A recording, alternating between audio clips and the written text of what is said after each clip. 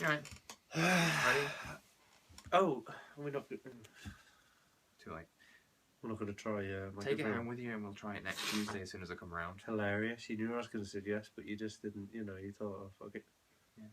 Well, it's too late now.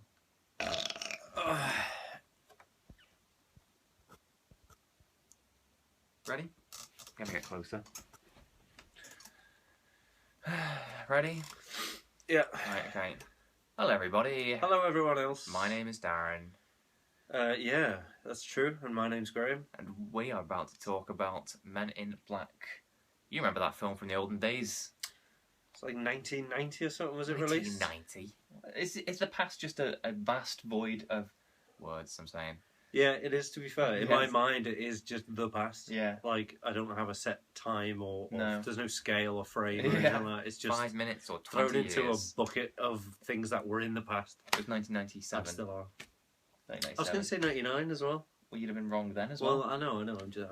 I forgot how long ago 1997 was, to be fair, and I thought it was like, Jesus, like Men in Black's like 10 years old or something. I was like, shit, no, it's like 17 years old. You kind of picture it along to 2000, but you think that's not the end. No, and then you think, how the hell is Men in Black 17 years old? That's just fucked up. And then you think, like, just as you come to terms with that, you think, Men in Black 2 is like 12 years old. How's Men in Black 2 over a decade old? Yeah.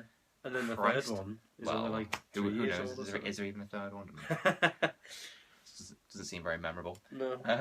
Not that the second one was any good. Anyway, Men in Black, what's the story? Keep it brief because I like Johnny Knoxville. I'm indifferent. So go on, what's the story of Men in Black? Story of Men in Black, basically, alien comes to Earth or whatever, bug, and he kind of brings about, or wants to bring about the end of Earth or something. No. I don't remember.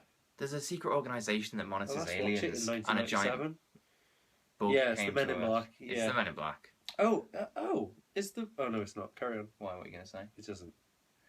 What do you think about Men in Black, Graham? Brilliant. It is brilliant, isn't it? It's the best comic book film that was never a comic book. It was a comic book? Well, then it's even better. Yeah. Wow. Yeah, no, it's just excellent. Yeah, it was a comic book movie. I mean, it was after, obviously, Superman and Batman and all those shit kind of Captain Americas from the 80s and stuff. But, it was before the comic book boom, and I think that the first kind of proper, other than Batman and Superman, the kind of comic book movie to kick off the comic book movies was probably Blade, and that was 97 as well. So it was a good year. Yeah, it was a good year for comic book movies, 97. Yeah. And now they shit them out left, right and centre. They do. Although they're trying to. So yes, what do you like about Men in Black? Tommy Lee Jones. Tommy Lee Jones is the correct answer. I would have also accepted everything. Yeah. Everything, I suppose. Is encompassed in everything. No, Tommy Lee Jones is by far the best thing in it. What else I like? Oh, Michael Jackson.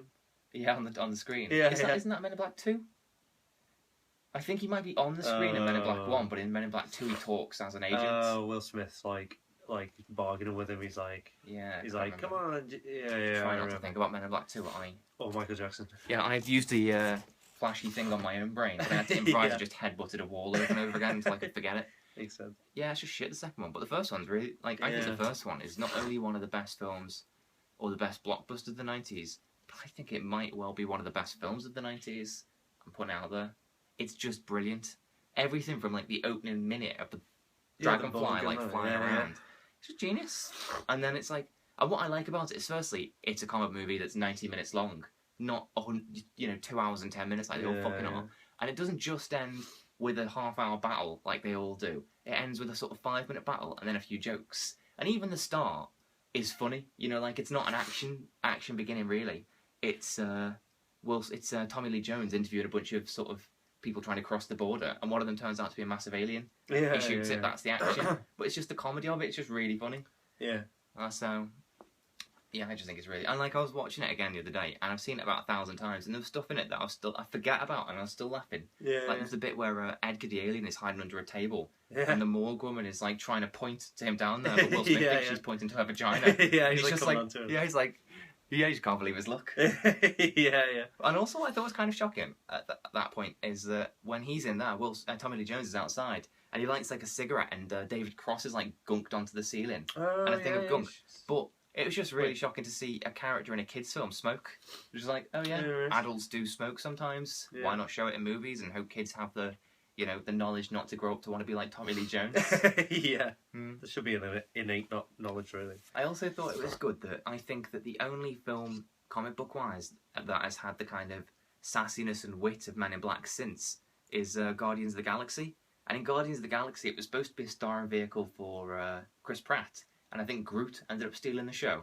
And in this, it was supposed to be a starring vehicle for Will Smith, and the sort of oaken-faced wooden man that is Tommy Lee Jones went and stole the show as well. So yeah, yeah, it's interesting because like I guess he kind of juxtaposes the rest of the film. The rest of the film's all energetic and mental, isn't it? And then he's just walking around like it's nothing, like it's exactly everyday Blasé job, you know. it, Go in the office, you know. And I think the other thing I really like about it is that not all the effects, but a lot of the effects seem to be practical. You know, so like all the aliens are people in baby suits, alien and stuff like or you know, just animatronic things. As opposed to CG, which is where most of 90s films ended up going, just everything being CG. And then they look dated, big time. Like. Well, yeah, and I think, I'm not saying that I look at the aliens in Men in Black and think, Jesus Christ, where did they get a real alien from? I know it's a prosthetic or whatever it is, but I don't know how they did it. So I look at like CG and I think, oh yeah, some nerd headbutted a computer and now it's dated. Whereas you look at something like, you know, any one of the creatures in that and you think like, oh, how did they do that? Yeah. So, I mean, obviously the bug at the end is CG, but, you know, it's what robots. Yeah. Fine. I'm kind of glad as well, like, it hints at the end towards a sequel being about, well then again, the sequel got with shit, but it's a sequel with Will Smith and that woman.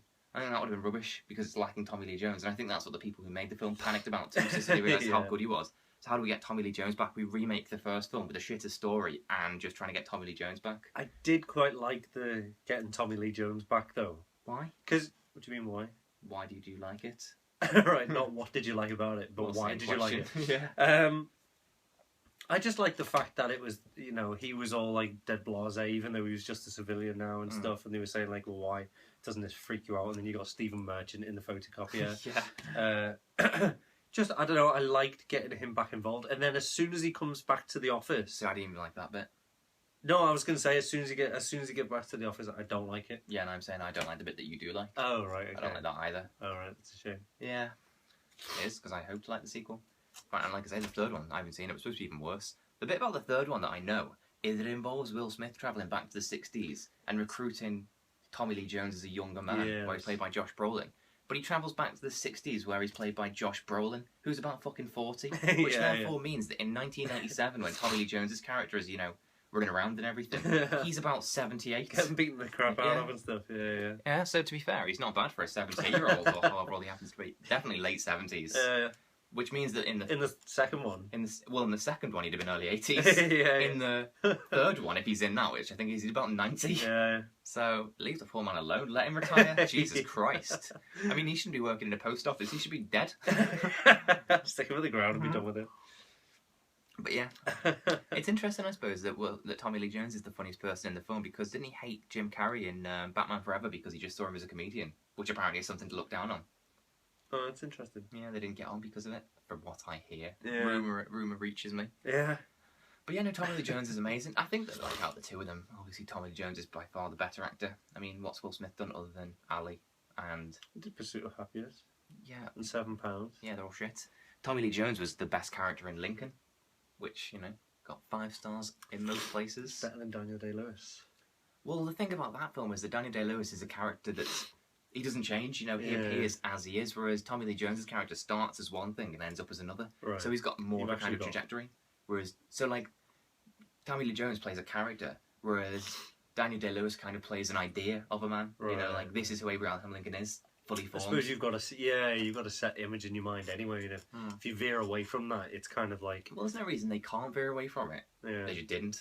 But with the Tommy Lee Jones character, there was a character thing, so he's just I mean, not I'm saying anything new here, he's a really good actor, who doesn't know that? Well, anyone that's seen Batman Forever, I suppose. But, yes, so Men in Black is one of my all-time favourite films, and actually I saw it in 1997 when it came out, which was the same year that I saw Star Wars for the first time, and was the first time that I saw Jurassic Park for the first time, which, although that came out in 1993, some fucking bitch in the video shop wouldn't let me watch it, because I was about 5. As if her opinion is anything. It's a PG, not a bitch in the video shop guidance. Still, you know, fucker. So yes, and Lost World was out that year as well, but we'll forget about that one. Oh. So 1997, I saw Men in Black, Jurassic Park, and Star Wars. I think that was the year that I properly became a film fan, and because of those 3 films. That we're here today. Well, that I am. I mean, I'd already seen 20 Bond movies as well. I was pretty ingrained on them. Yeah. But, Men in Black was an important film for me. Yes. And it stands up today. It does. It really does. Yes. Still excellent. I can't imagine anybody who was interested in film not watching Men in Black. No, I mean, some people might think it's kind of derivative of Ghostbusters, but they would be wrong. Really? Who says that? Nobody, I just imagine they might. Oh, right. It's a... It's in that family kind of thing. Well, it's a comedy action film that deals with the supernatural... An organisation that, monitor supernatural beings.